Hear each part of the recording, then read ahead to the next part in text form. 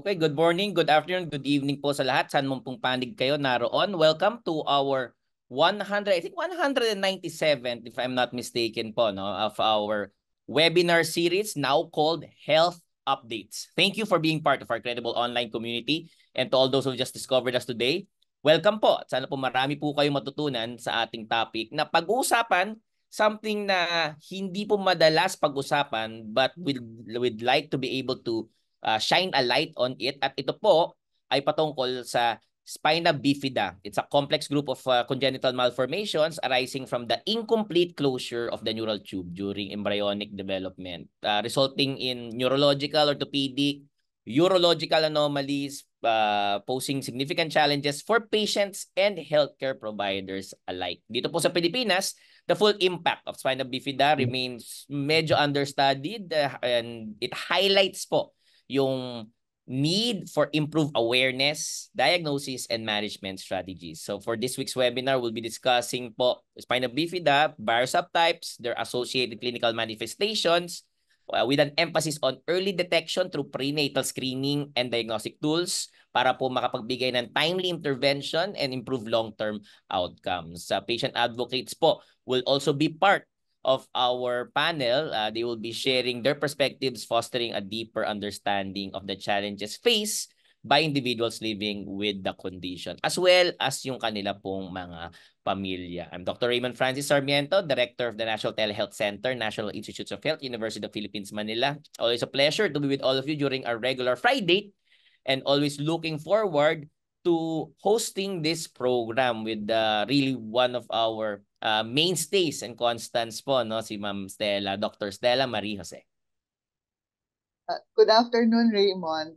Good afternoon to all our viewers. I'm Dr. Stella Marie Jose, former Deputy Director for Health Operations of the PGH and presently a clinical professor in OBGYN.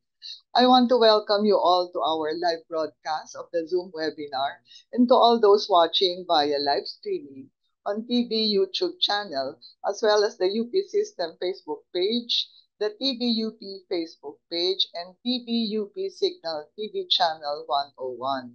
Our panelist for today is none other than Dr. Ronnie Baticolon, and also we have two guests, Gabriel Barba and Miss Manuela Carla Harris. Our new program is now called Health Updates. We have done a little bit of reformatting for our program, but we are maintaining the same high quality and then leveling up to take a closer look at existing and emerging health problems in the Philippines and in the rest of the world. So we will now have Raymond to introduce our person on the street. Thank you. Thank you. Really, we're very, very fortunate. Multi-awarded po ang ating speaker for today. We'll hear more from him.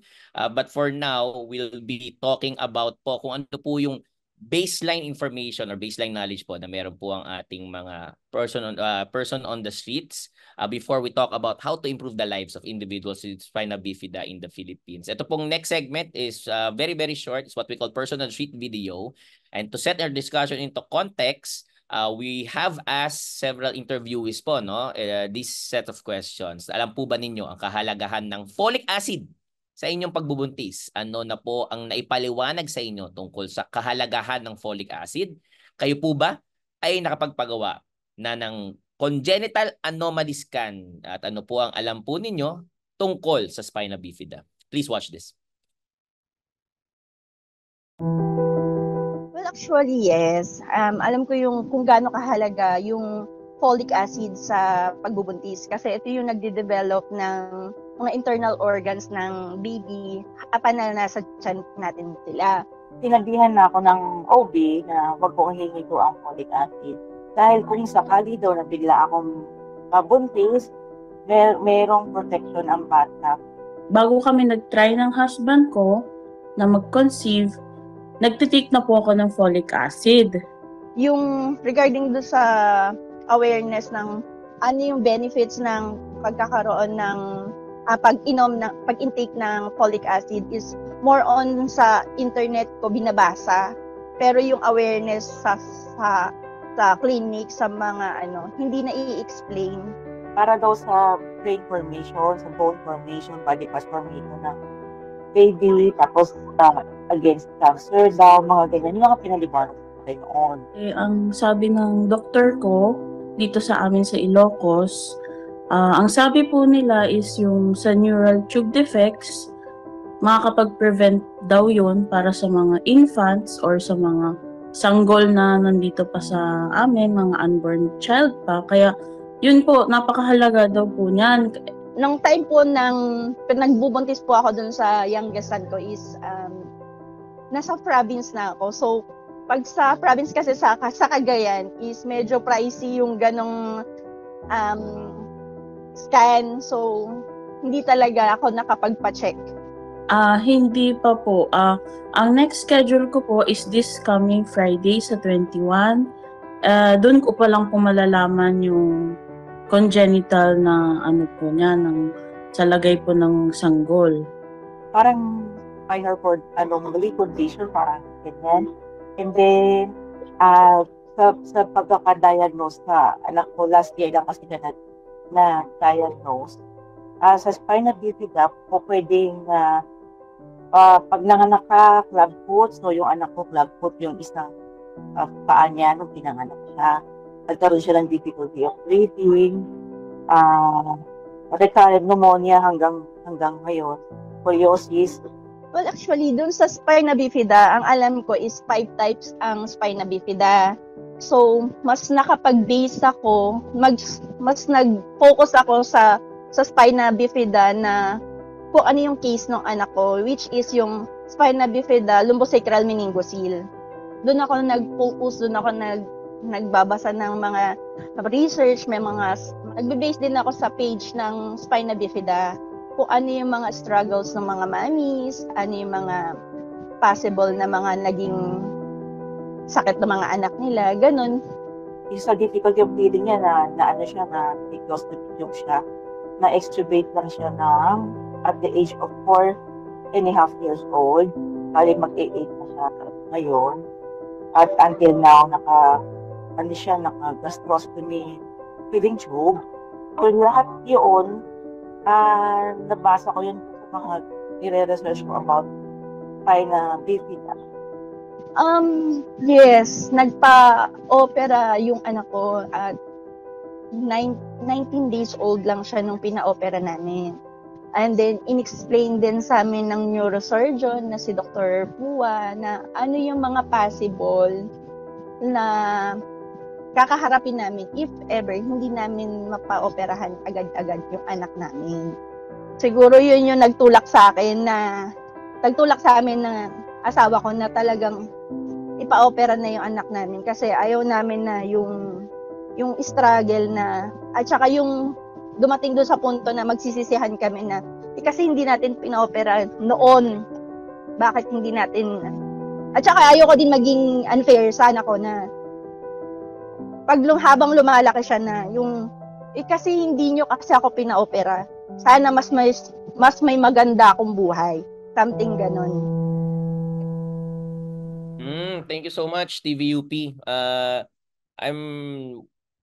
In one of the interviewees, I was surprised kasi usually people would say na kapag buntis lang po sila, nagfo-folic acid. But there was at least one of them that said nagfo-folic na siya even before sila mabuntis, which is something I think that's we should emphasize a bit more, but something that hindi po ganon ka widespread, kumbaga, yung ganon pong practice. Ma'am Stella, your thoughts on the POTS? Yes. Sa OB, sa amin, sa OBGYN, we emphasize the intake of folic acid talaga. Even before they get pregnant, it is already advised that they take folic acid. Pero nagulat din ako doon sa isang speaker na she said na yun nga, pricey yung mga gamot. So, yun yung I think DOH must do something about that. Yung maging widely available at lower cost mga ganyang gamot. Kasi it will really help our That's true. That's true, ma'am. Especially if they're doing their prenatal visits po sa mga barangay health centers or sa mga RHUs. Okay, so we'll hear more about this one, but before that, we'll have a little bit of housekeeping lang po. All certificates of attendance As you know, will be given only to those who watch at least 50% of the webinar duration. Lahat po ay na-send out na po namin. And we only have, by my count, we only have 5 inquiries po na hindi pa po namin na double check, but those are the only ones that are pending insofar as the certificates are concerned. So if you have po, we encourage everyone, if you have any inquiries as to your certificate of attendance, please email us in our email address po sa up.edu.ph. For webinar today, we'll be having a standard panel discussion format, and after speakers have presented, that will be followed by a Q&A session. So we'll get the ball rolling. Dr. Stella Jose will introduce our main speaker for today. Our main speaker is none other than Dr. Ronnie Baticulon. He is a pediatric neurosurgeon in the Division of Neurosurgery at the UPPGH Department of Neurosciences. He is a professor in the Department of Anatomy at the UP College of Medicine. So, may rank na talaga may dating na talaga si Ronnie. And he studied he's a global scholar in the Graduate School of Biomedical Sciences at St. Jude Children's Research Hospital in Memphis, USA. So folks, let us welcome Dr. Ronnie Baticulon, Professor Ronnie Baticulon. You're on mute, Dr. Ronnie. Yes, go ahead. Good morning, everyone. Thank you, Dr. Jose. Thank you, Raymond, my classmate and good friend. So again, I'm Dr. Ronnie Baticulon. I'm a pediatric neurosurgeon at the Philippine General Hospital and a professor in anatomy at the UP College of Medicine. I'll share my screen. Yes, please go ahead. So today, I will be talking about what you need to know about spina bifida. So in Filipino, mga kaalaman tungkol sa spina bifida. So what I hope to do in the next 20 minutes is to try to give everyone an overview of this condition, because even though it's actually quite common, we have a very high incidence in the Philippines, not a lot of people know about it. So ano ang spina bifida? So what is spina bifida? So when we say spina bifida, essentially, your spinal cord failed to develop. So now, not everyone is actually familiar with the spinal cord. So if you talk to patients, to lay people, the way to explain it is that, so you see your brain, this is your brain, and it's connected to your spinal cord. So your spinal cord is the one that's responsible so that you can move your arms, your legs, and it also controls our bowel and bladder so that we're able to urinate or pass our stools. Now, what happens during development? During development, the spinal cord, instead of developing inside, it becomes exposed to the environment because it fails to close. So here, when we were babies, or when we were fetuses in the mother's womb, the spinal cord starts like this. So initially, nakabuka siya, no? So you start. And then what happens, it's supposed to close. And it's supposed to be covered by bone and skin. In spina bifida, what happens is that there's failure of closure. There's failure of closure of the neural tube. So it's open. It remains open like this. So if this is normal, what happens in spina bifida is that there's a defect, and so it's open like that. So now there are different types of spina bifida. So if you see here, again, this is the basic principle. So you see here, this is the bone of the back, no? Yung tawag sa Tagalog, sa Filipino, gulugod. So what happens is that this back portion is missing in spina bifida. And because that back portion is missing, you now have different parts of the brain, not the brain, but different parts of the spinal cord, or the fluid that surrounds the spinal cord, which is their CSF, that goes out. So you see here, you have what is called, if it's just fluid that comes out of the defect, covered by skin, that's what you call a meningocele. However, if it's the spinal cord itself that's exposed outside, that is now what you call a myelomeningocele. Now, sometimes the back is flat and you just see hair or a dimple or discoloration. In that case, it's not very obvious spina bifida, but you see there's a defect in the bone. That's what we call spina bifida occulta. So let me show you examples. So as I've said, so you can see here, this is what you call a myelomeningocele. In a myelomeningocele, it's actually the spinal cord that's exposed to the environment. So these children, when they are born, you will see they will have a mass on the back, on the lower back usually. So may bukol sila sa likod pagkapanganak. The characteristic of this mass, it's in the midline. It's in the middle, and you will see, it's very raw. Sometimes it can be leaking fluid. That is the fluid of the brain and the spinal cord. The spinal cord is not supposed to be exposed outside. And because of that, because it's exposed to the outside, the spinal cord gets damaged, okay, affecting its function. Sometimes, the mass only contains fluid, just like this one. So in this baby, you see there's also a mass. But when we open it, it only contains fluid or CSF. No? And then this is the covering of the brain, the dura. In this case, we call it a meningocele. So you see, because it's just fluid, these patients usually have better neurologic function. We also have what is known as a lipomyelomeningocele. Now, sometimes babies will be born with a mass on the back. Again, you see in the midline, but it's very fatty. So pag hinawakan mo siya, para lang siyang taba, no? So you will see there's fat. When you do the MRI, this is the MRI, this is your spinal cord. You see that the mass you see on the back, okay? That's a fatty mass. So that's fat. That's connected to the spinal cord inside. You don't want this. No? So you do not want, what you want is for the spinal cord, no, to be released. Because if it's connected to the fat, what happens when we get older? When the child gets older, the spinal cord gets pulled. No? So dahil nakakabit yung taba din sa spinal cord, mahihilay yung spinal cord. So the spinal cord will be pulled as the child gets older. So in these patients, what we need to do is we need to release the spinal cord. So among the three, the most common and the most significant one will be your myelomeningocele. This is the one that's really what we want to focus attention on, because in these patients, the myelomeningocele patients, because the spinal cord is exposed, they will have different, more severe symptoms because exposure to the spinal cord early on in life causes neurologic deficits. So we will discuss that later. Now, how many children have spina bifida? So, gaano karami ba yung may spina bifida sa buong mundo? No? So here, this is a review of all, they estimated the prevalence of neural tube defects, including spina bifida. Right? And they found out that approximately, for every 10,000 live births, approximately 18 will have spina bifida. Okay? 18 will have spina bifida. Now, sorry, not spina bifida, but neural tube defects, which includes spina bifida. Okay? Meron pa kasing ibang sinatawag na neural tube defects. No? There are other neural tube defects like anencephaly, which is the failure of the formation of the brain itself. Also, and sometimes these children, because they have very severe malformations, they result in abortions or termination of pregnancy. Now, among those with neural tube defects at birth, approximately 75% of them may die before 5 years old. And that's because of the severity of the malformation. Now, what's the problem? The problem is that we know that spina bifida is related to deficiency in folate or vitamin B9 in the mother.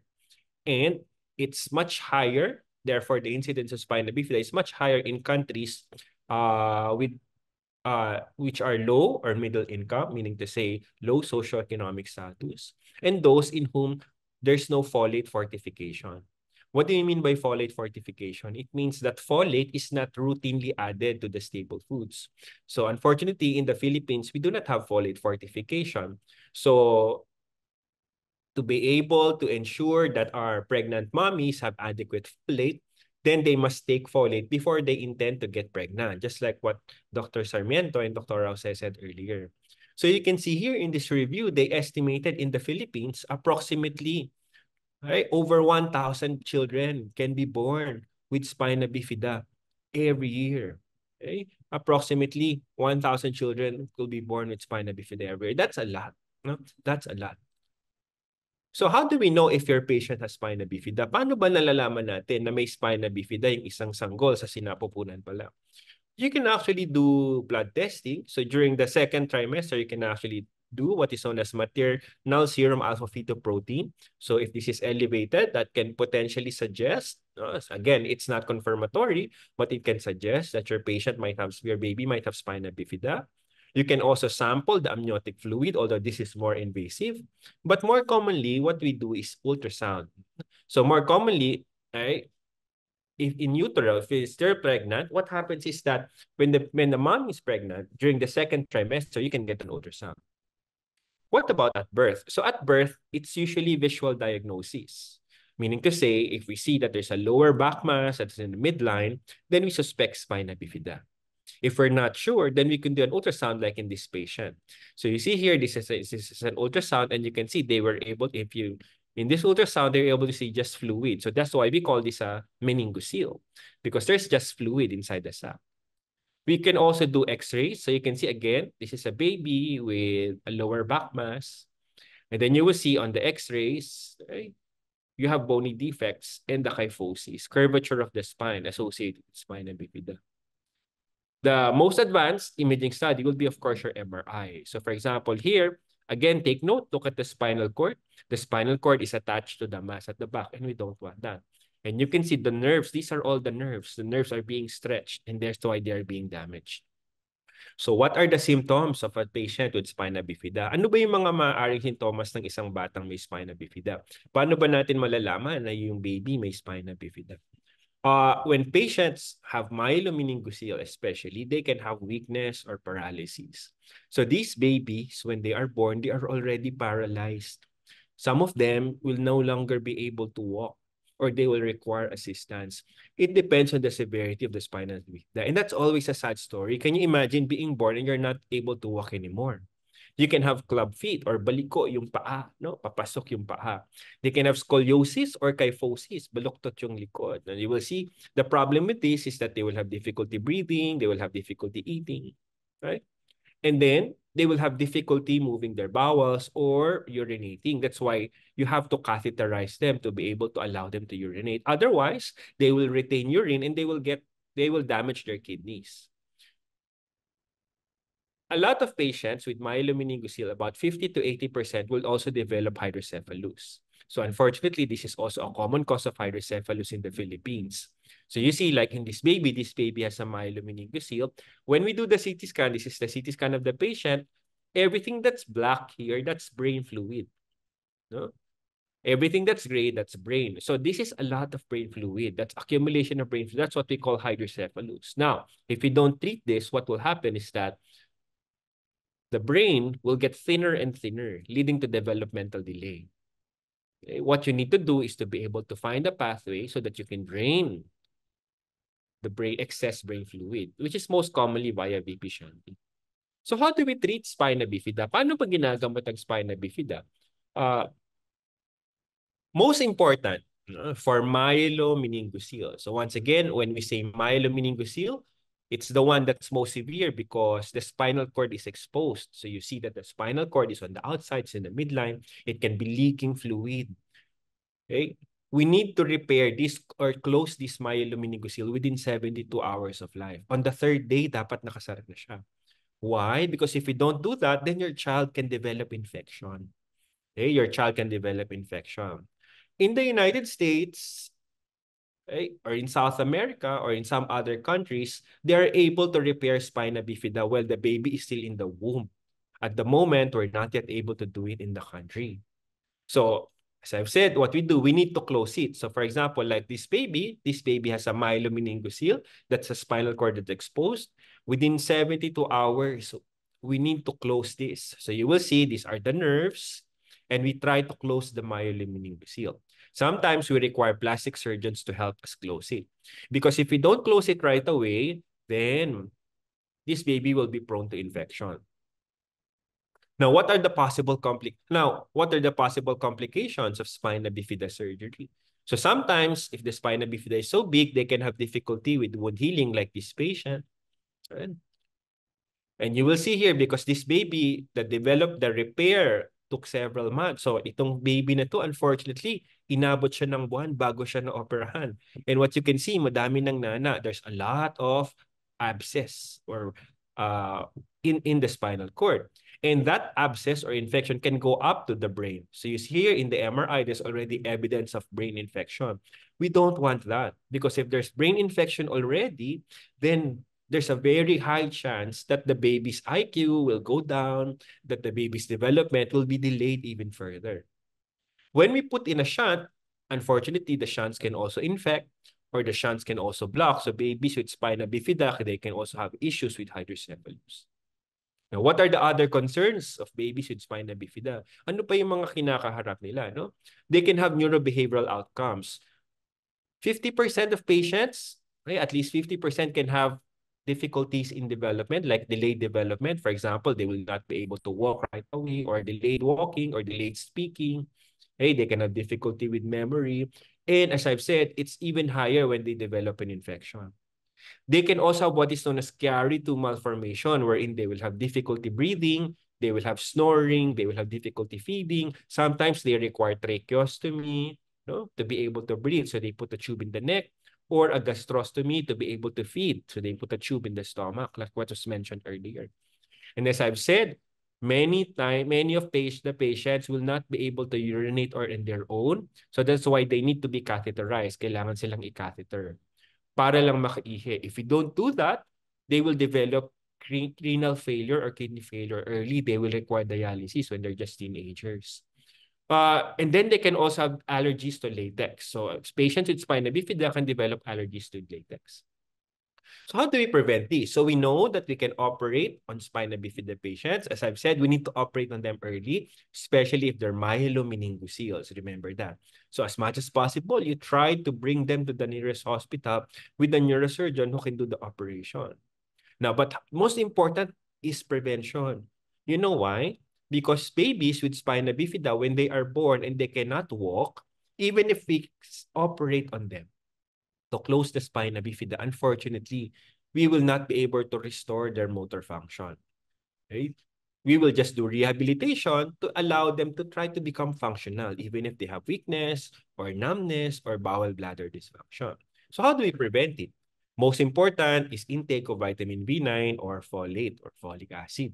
If you're already intending to become pregnant, it's very important to take folic acid. We know that by having adequate folate levels, okay, almost 80% of spina bifida will be prevented. Now, what we're hoping actually is that we will have folate fortification. So if you remember, for example, our staple foods like wheat, noodles, bread, they already have vitamin B, correct? They have thiamine, riboflavin, and then our salt has iodine.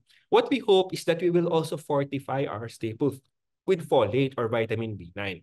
So that even if you don't take folic acid, you will be protected against spina bifida.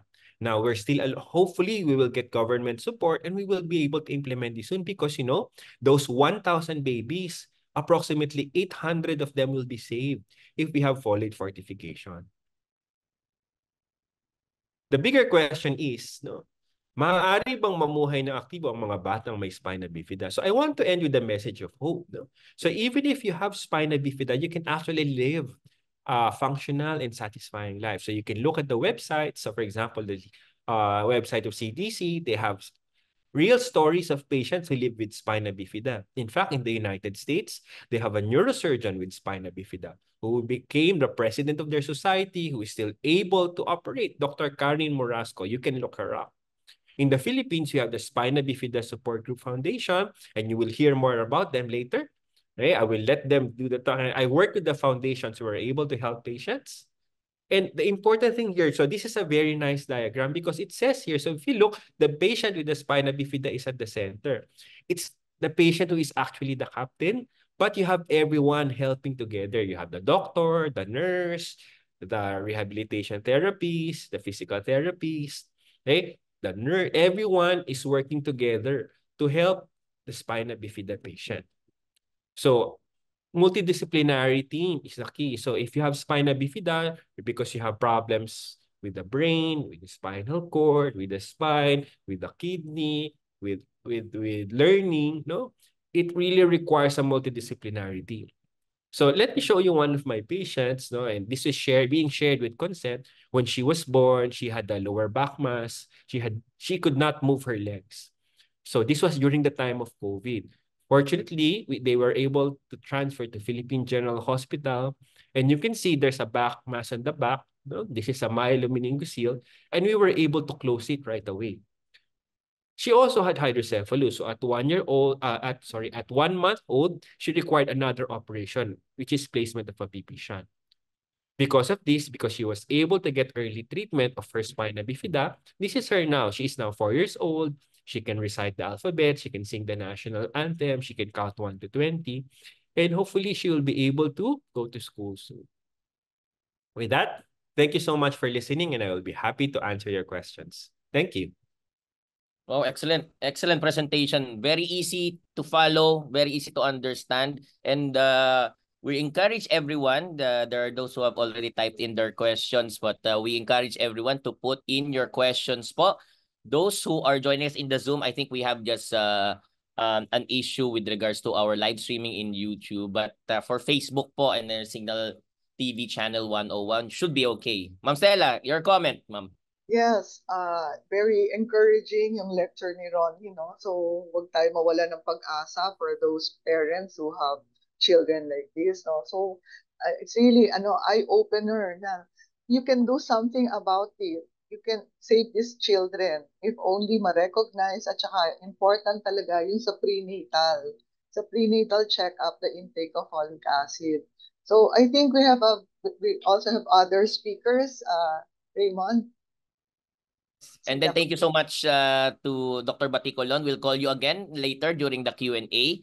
For now, we are very fortunate that we have 2 reactors po, no? But before we start with the reactors, I'd like to greet those who have joined us po all the way from Bulacan. We also have those who are joining us from Orani District Hospital in Orani, Bataan, Kidapawan Doctors Hospital in Kidapawan City, Cotabato, the Dr. Jose Rizal Memorial Hospital in Dapitan City, Zamboanga del Norte, Oriental Mindoro Provincial Hospital in Calapan City, Oriental Mindoro, and the group, the Spina Bifida Association in Pasig, Metro Manila. There are those who are joining us all the way from Laguna, I think from Los Baños, Marilao, Bulacan. Maraming salamat po. From Diliman, Quezon City, from Oriental Mindoro Provincial Hospital, from Quezon Province, mom of spina bifida patient po. Maraming salamat for sharing that with us. And then from the province of Rizal. And internationally, we are being viewed by those who are joining us from Chonin Hospital in Taipei City in Taiwan, from Nam Kanto University Hospital in Kanto City in Vietnam, and Abbas Medical Center in Riyadh, Saudi Arabia. As mentioned, we have 2. We're very, very fortunate to have 2 reactors for today. So we have one. She's the directress po, no? Of the Spina Bifida Support Group Foundation Incorporated. Please welcome Miss Manuela Carla G. Mijares. Go ahead, Ma'am Carla. I think you're on mute. Hello po. Hello. Good afternoon, Yes. everyone. We can hear you pa. Sige pa. Magandang hapon po. I'm Ms. Mijares. I'm the Director of Spina Bifida Support Group Foundation. If others can recognize us, actually we have been for 25 years in the foundation. We focus more on how to help the patient to live independently. Kasi medyo complicated yung case ng spina bifida, kagaya ng in-explain ni Doc Ronnie. Based sa aming interview sa isang parent na merong spina bifida na anak na nasa 30 plus na siya. So, medyo malaki talaga yung gastusin nila, almost. Kung ito-total nila lahat ng nagastos nila, nasa 8 million yung nagastos nila for the first 18 years ng buhay ng anak nila. Parang ang daming pinagdaan ng surgery na ganon. So, meron pang mga rehabilitation, yung monthly expenses for the catheter. Kailangan lahat ng follow-up checkups ma-attendan nila. So, talagang nakita namin yung paghihirap ng pamilya na meron member na may spina bifida. So, kaya yung goal namin is to help the family talaga, to sana na makatulong kami kahit papano, dahil syempre limited lang din yung aming resources, to help them paano makakuha ng mga support from other agencies to help them para mapunan yung mga pangangailangan nila. Spina bifida is a lifelong disability talaga. It's multi-organ problem and compatible with life. But we believe that they can be independent and productive citizens of our society. Yun po. Okay, maraming salamat. Ma'am Carla, Yes. very very short, very sweet, but there is a video po, no? But we'll play the video later on. For now, we'll be asking po one of our other ano po na speakers and our second reactor. He is he was diagnosed po with spina bifida. He's also a disability rights advocate. Also attending college and also a filmmaker. Please welcome po Gabriel Barba. Good afternoon po, everyone. Good Yes. afternoon po, sir. Yes po. Go ahead po. Ayun, I took notes on what Dr. Ronnie said earlier.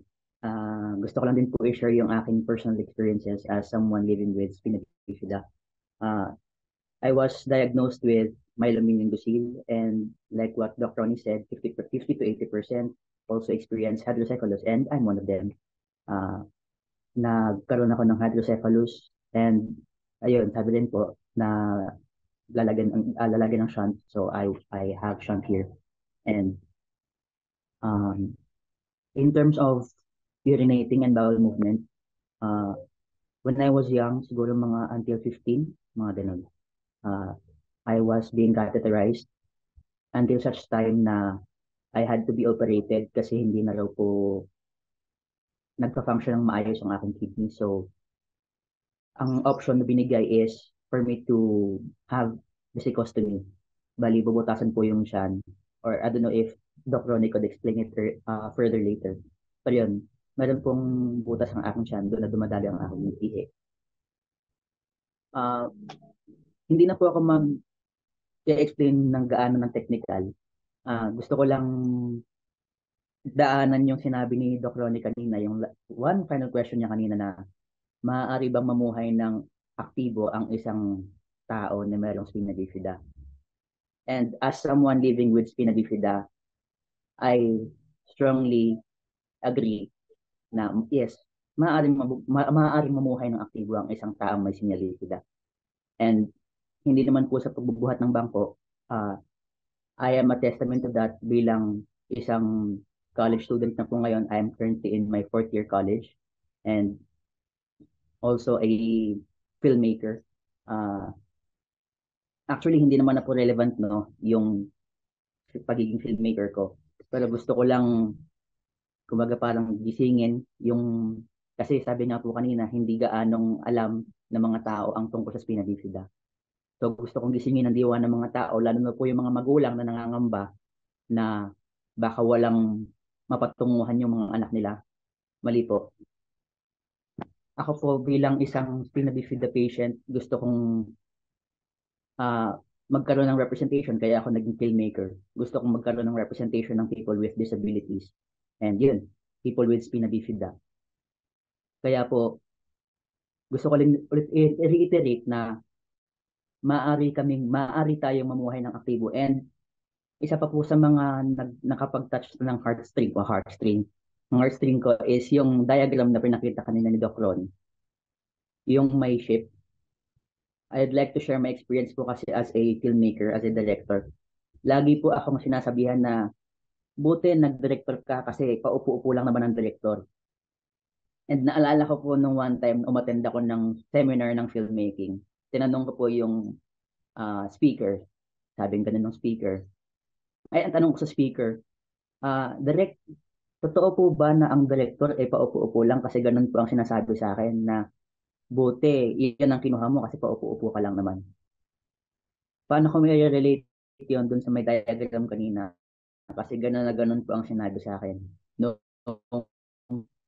speaker. Sabi sa akin ng speaker, no. Although practically, yes, nakaupo lang naman ang director, nasa likod ng camera, nagdidirect siya. Pero kaya nga siya director kasi he is the captain of the ship. So gaya po natin, gaya ko, gaya ng mga tao may spina bifida, you are the captain of your ship. At ang mga tao pong nakapaligid sa amin, sa atin, sila yung mga tutulong sa atin para mas mapaganda yung buhay natin. So, hindi siya basta-basta lang nakaupo. Generally, nakaupo talaga, technically speaking, nakaupo. Pero, hindi ibig sabihin nun na, kasi ang context ng nakaupo, parang sinasabing wala kang ginagawa eh. Yun yung context ng sinasabi nilang paupo-upo lang. So, gusto ko pong sabihin na, hindi, marami pa tayong magagawa. And I guess I'd like to thank UP for for giving me this opportunity to speak up. Bilang gusto ko rin po talagang manawagan, no, na sana mas mapalawig pa yung discussions na ganito. And nananawagan din ako sa ibang spina bifida patients na to speak up. Hindi lang spina bifida patients, siguro mga persons with disabilities in general, na magsalita. Kasi kaya ako naging filmmaker kasi way back 2020, naalala ko yung mga BLs, GLs, gano'n, yung representation ng LGBTQIA+ community. By the way, happy Pride. Sabi ko, bakit noong mga panahong yun, meron na silang representation? Tapos kami, wala pa.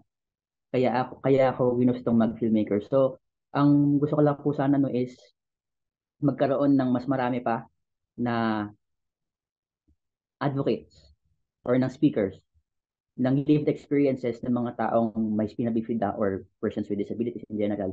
Nang sa gayon ay mas mamulat ang hindi lang tayo mismo kasi ako personally marami pa rin akong hindi alam sa sakit ko, sa condition ko.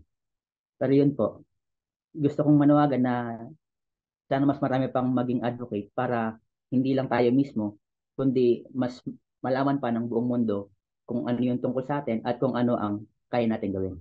Yun lamang po, maraming salamat.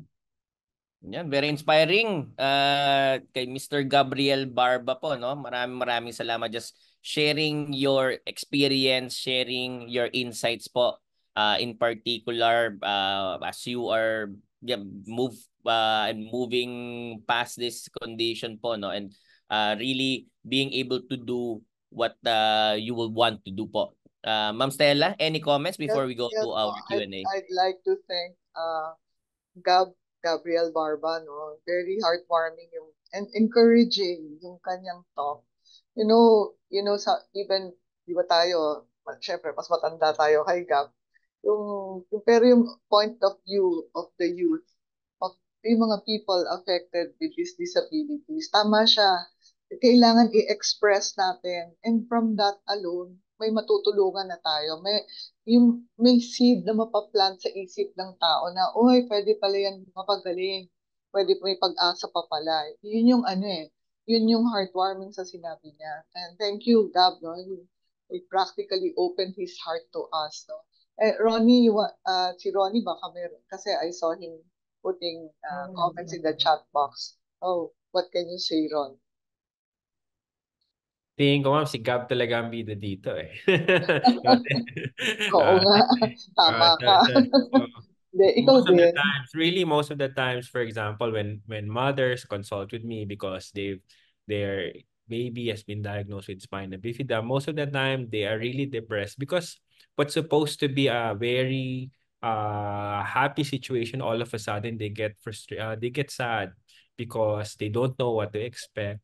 And I say that really at that point, we really can only do two things. We really can only pray and hope for the best. And because spina bifida, even though it is difficult, no, so we will not discount that there will be difficulty, there will be challenges. There will always be hope. No, there will always be hope. Ayun, okay. Thank you so much. Well, we've already segued just a little bit po sa Q&A. So we'll ask po si Ma'am Carla tsaka si Gabriel to open up their videos. First question coming in from Dr. Joseph Tortona. Medyo marami pala tong katanungan ni Sir, no?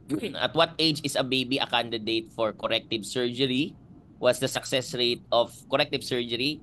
And the prospect of in utero stem cell treatment for the condition, Dr. Baticolon? So I will just try to answer it for for myelomeningocele, the open spina bifida. Because that one has the least controversy on the timing for surgery. But open myelomeningoceles, we need to operate on them ideally before the 72 hours of life by day 3. Unfortunately, some patients have to wait 1 month, 6 months, 9 months, 1 year.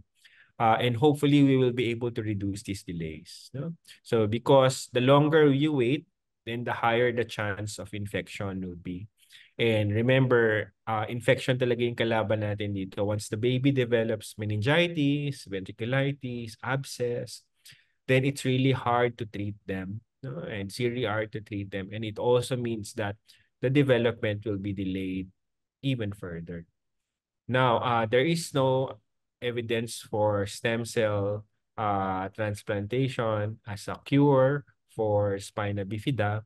What we know is that in utero repair of spina bifida has been associated with better motor outcomes and decreased chances of shunting. We still need long-term studies on because it's only been around in the last 15 years, I think, 15 or so years when the first trials came out. So we still do not have long-term data, but that's what we know, no? So, but it requires a multidisciplinary team. Who knows, maybe one day we will be able to offer it at Philippine General Hospital. All right, thank you. Ma'am Stella, do you have a question? My next question will be for Ma'am Carla, pero kayo po muna. Hindi, actually, yung question ko, in PGH, what can we do to make it, kasi sabi mo nga, they get operated on so late. Kasi wala bang magagawa doon? I mean, to hasten that line. Yeah.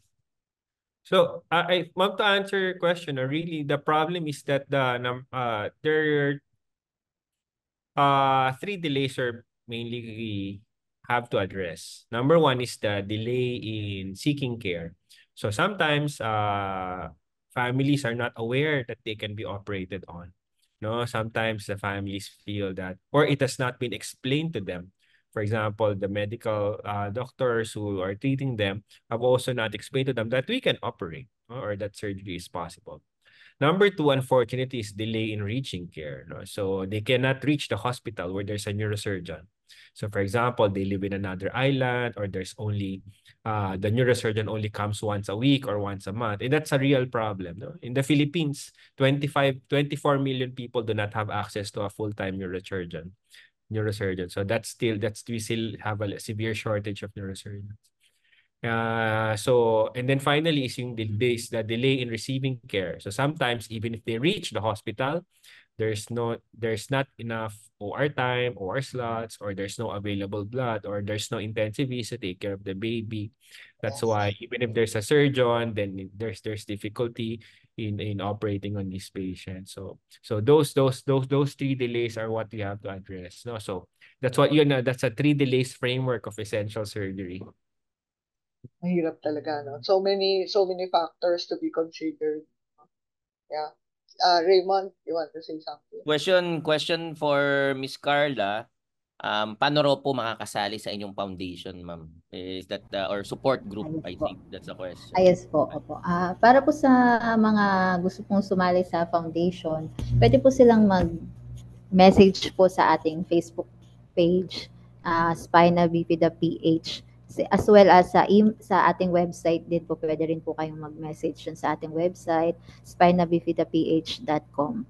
And we will give instructions para makasali po. Everyone, lahat ng may spina bifida is welcome to join. Actually, we have a program now for the youth.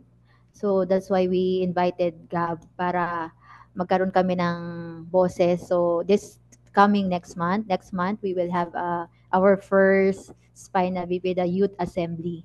So we hope na yung mga hindi namin ma-reach ay talagang makasali sa amin para talagang makita nila na pwede silang mamuhay ng maayos kahit na meron silang spina bifida. So sana puntahan niyo yung aming Facebook page at makita niyo yung other details regarding the assembly. Yun po. Ayun. Thank you Thank so you. much. Yeah. Next question po, Dr. Baticolon, makakatulong po ba ang genetic counseling at paano daw, kung makatulong, paano po ba yung ma-access, sir? Mm-mm. Ah, Raymond, no? Ang spina bifida kasi, no? Although mas mataas yung risk ng spina bifida. Kunyari ang first baby mo may spina bifida. Mas mataas yung risk na yung next baby mo may spina bifida ulit. That's why, no, pag may first baby ka na may spina bifida, mas mataas yung folate, no? So normally, pag hindi walang spina bifida ka na history, 400 micrograms lang. Pero pag may previous history ka ng spina bifida, yung baby mo, yung first baby, 4 milligrams yung pinapatake na folate ng mga OB, no? Pero yun nga, hindi siya genetic. It's more really nutritional, no? So hindi siya although hindi siya kumbaga dahil sa genes, no? 80% is mainly really nutritional. So yun yung mas importanteng pagtuunan. Yung mga may spina bifida, again, pwede din silang magkaroon ng anak, no? Pag nagkaanak sila, mas mataas din ng konti yung chance na may spina bifida yung baby, kaya mas kailangan nilang taasan lang yung folate. So, yun, yung folate pa din, more than genetic counseling. Kumbaga, tingin ko, mas mahal masyado ang genetic counseling kaysa sa folate, no? So, mas sulit kung doon tayo sa folate mag-invest. Tama, tama. Okay, very, very, very good points po, Dr. Ronnie. The next question naman would be, we understand, addressing this condition is really multidisciplinary in nature. So I guess there are spina bifida patients or at least diagnosed with a condition who have sought are seeking mental health services po patungkol po sa How are they involved? How are they accessing all of these? Maybe I'll start with with the foundation and then we'll go to Dr. Baticolon. Meron po bang tulong na nakukuha from the foundation in terms of like if they wanted to seek for mental health services, Miss Carla? Ayan. Actually, sir, meron kami mga seminars and programs na provide para sa mga members namin for mental health. Pero sa ngayon, iniisa-isa muna namin yung projects namin. So, pag nakuha na namin yung youth, mas madali namin ma-organize sila and we can provide the things that they needed. So, kailangan namin talaga silang makausap kung ano talaga yung mga kailangan nila para mas mapaayos namin yung services na binibigay po ng foundation. So, kung tungkol sa mental health, we will really find time para bigyan ito ng program. So, sa ngayon, medyo iniisa-isa pa po namin. So, sana maintindihan nila na medyo madami sila at inuunti-unti pa po namin yung mga programs namin. Yun po, sir. Maybe a follow-up would be, how involved are the families po ba ng mga ganong pasyente? Opo, actually po, tuwing may mga seminars and programs kami, buong pamilya po silang uma-attend. So talagang full support yung family nila. Kunwari, meron kaming gathering, so hindi lang yung member yung a-attend, talagang kasama namin yung family nila. And gusto nila yung nag-share sila ng experiences nila para at least meron silang makakapitan, meron silang makikita na kaya nila yon, so kaya rin namin to. So parang in a way, they are helping each other, we are helping each other, supporting sa paano ang gagawin, paano haharapin yung challenges na meron yung mga anak nila na may spina bifida. Okay, very good po. I will have a final question unless may question po si Ma'am Stella. Meron sa chat box na question, pero parang it was partially answered by Ron, pero babasahin ko na rin. Yung question, kung daw yung kapatid ay may spina bifida, may possibility ba na mapasa ito genetically to Ron? So, yun nga po, no, hindi po siya napapasa genetically. So, mas may kinalaman po siya dun sa... Kasi, di ba kapag magkakasama sila sa bahay, pare-parehas po sila ng kinakain. So, kung kulang po sa folate yung kinakain ng kapatid, malaki po yung chance na kulang din sa folate yung kinakain po nung nagtatanong, no? Kaya po yun talaga, no? Hindi po ito napapasa-pasa na para pong halimbawa yung risk ng cancer or risk ng diabetes or hypertension. So it's mostly sa diet ang answer. Okay. Si Raymond. Yes, final question na po will be for our main speaker, Dr. Baticolon. Bilang taga NIH po, no, we'll talk about research. What do you think should be research priorities in the area patungkol pa sa spina bifida? Para sa Pilipinas especially. So at the moment, Raymond, yung mga very few kasi yung clinical outcomes data and then the referral systems for spina bifida. We don't know actually what's happening to the majority of patients. So the patients with spina bifida that reach the hospital, I think they're a minority only of the others who are out there. So we are not reaching the majority of these patients. So from the quantitative side, so we need to know what's the survival of our children with spina bifida, what are the complications that they encounter. But from the qualitative aspect, no, there's a lot we can learn from them. No, why do they encounter delays in surgery? What are the difficulties that they encounter as they go on with their day-to-day life? So what can help improve their quality of life? So what can help improve their quality of life? So these are also important studies that we need to look on, because the problem is, and we have an ongoing paper on this. When you look at the literature on spina bifida, the majority of literature on spina bifida is published by high-income countries, where in fact the incidence of spina bifida is very low. So the incidence of spina bifida is very low. So if anybody wants to do research on spina bifida, please go ahead and do it, because there's a lot more to learn, because our experiences, the experiences of our patients are not necessarily the same as those in high-income countries. So, and then yung Raymond, the thing is, what we need is even the folate studies. I think one of the hurdles of folate fortification is that people are looking for local data.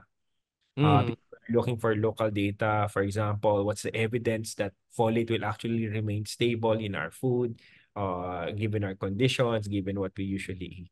So even from the nutritional aspect, there's a lot we can work on.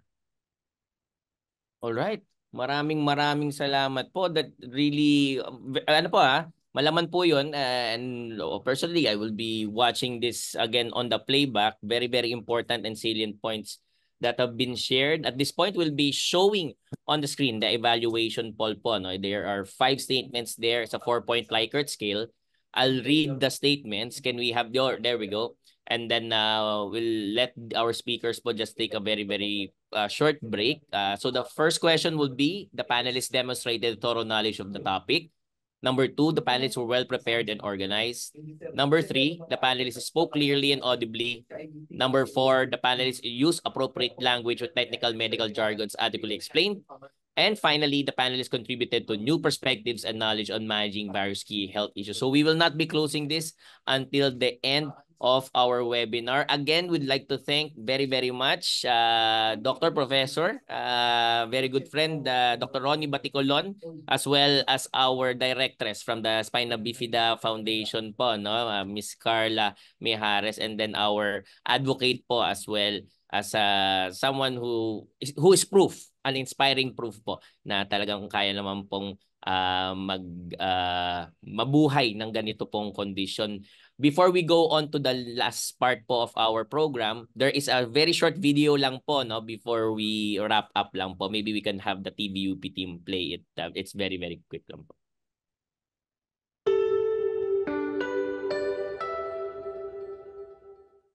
SBSGF, Spina Bifida Support Group Foundation, was originally founded on July 11, 1998 as Anak Foundation, aruga ng nanay sa anak na may kapansanan. It is a non-profit organization dedicated to the welfare of individuals with spina bifida in the Philippines. Our mission is to empower these individuals to become independent and productive citizens. To achieve this, we provide comprehensive care through basic medical and paramedical services to our members and their families. Currently, over 300 active members benefit from the Foundation's services. We understand that addressing the needs of individuals with spina bifida and fostering their independence and productivity is a collective responsibility. It requires the support and involvement of a broader community. While our efforts alone may not suffice to create significant impact, we believe that collaboration with other like-minded organizations and individuals can amplify our reach and effectiveness. With your help, we aim to create a more inclusive and supportive world where individuals with spina bifida can thrive and reach their full potential. Join us and be part of this transformational cause.